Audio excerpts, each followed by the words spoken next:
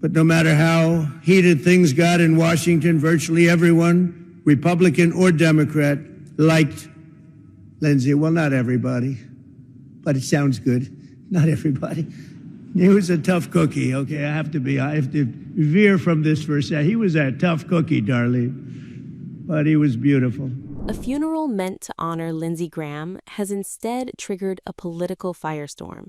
Donald Trump's eulogy for the late senator is now being blasted online, with critics accusing the U.S. president of turning a memorial service into a moment about himself. The moment that sparked the backlash came when Trump read from prepared remarks. But no matter how heated things got in Washington, virtually everyone, Republican or Democrat, liked Lindsey. Well, not everybody, but it sounds good. Not everybody. He was a tough cookie, okay? I have to veer from this for a second. He was a tough cookie, darling, but he was beautiful. Trump briefly addressed Graham's sister Darlene directly from the podium. Clips of the exchange spread rapidly across social media, and many viewers said they were stunned by the tone of the remarks. Critics quickly argued that a funeral was not the place for jokes or improvisation. Some described the comments as disrespectful, while others said the moment felt more like a stand-up routine than a eulogy for a deceased colleague and friend. Several critics accused Trump of roasting Graham during the funeral service. Others suggested the U.S. president appeared to go off script, while some said he seemed unable to let the focus remain entirely on the late senator. One reason the reaction was so strong is that Graham had been one of Trump's closest allies in recent years.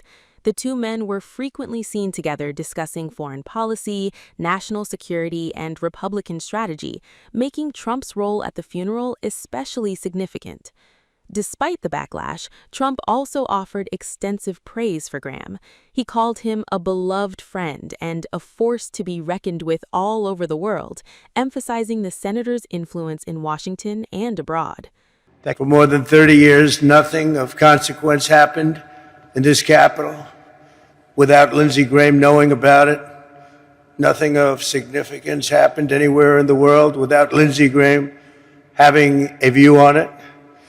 And no bill became law in the most exceptional republic in human history without Lindsey Graham having a say in it. The U.S. president also spoke about Graham's national security views, describing him as extremely hawkish. Graham died on July 11th at the age of 71 after what his office called a brief and sudden illness. Preliminary findings later said he died from an aortic dissection caused by arteriosclerotic cardiovascular disease.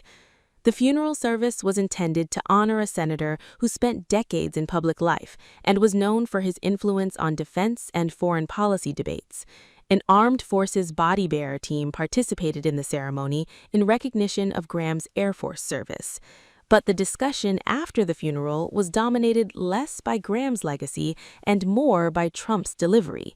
Critics said the remarks reflected a broader pattern in which the U.S. president often inserts himself into major public moments, even during occasions centered on someone else. Supporters defended Trump's speech and argued that the comments reflected the blunt, personal style that characterized his friendship with Graham. They pointed out that Trump repeatedly referred to him with affection and spoke at length about his contributions to the country. In the end, the service that was meant to celebrate Lindsey Graham's life became the center of a new political controversy.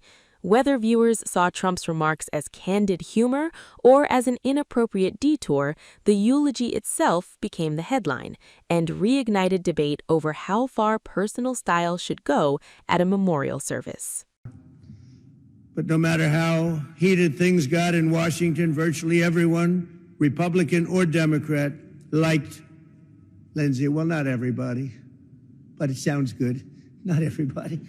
He was a tough cookie, okay? I have to veer from this for a second. He was a tough cookie, darling, but he was beautiful. But he was also ready with a joke and a gleam in his eye after being lectured on the excruciating details of patent law by a fellow senator during a flight.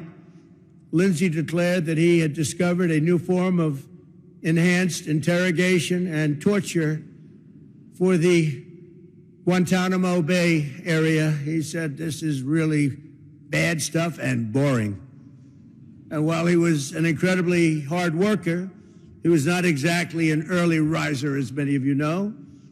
When Senator Tim Scott, a great gentleman in his own right, I can tell you, invited him to prayer breakfast at 8:30 a.m., Lindsey told him, "Tim, if Jesus himself comes back before 10 a.m., I ain't going." Thank you very much. Vice President Vance, members of the Cabinet, members of the House and Senate, distinguished guests, Darlene, and the entire Graham family. We love you all. Today we gather in the deepest gratitude and profoundest sorrow to honor a beloved friend, a devoted brother, a respected statesman, a giant of the United States Senate, and a true American original who left us much too soon. And a true American original who left us much too soon. And that for more than 30 years, nothing of consequence happened in this Capitol without Lindsey Graham knowing about it.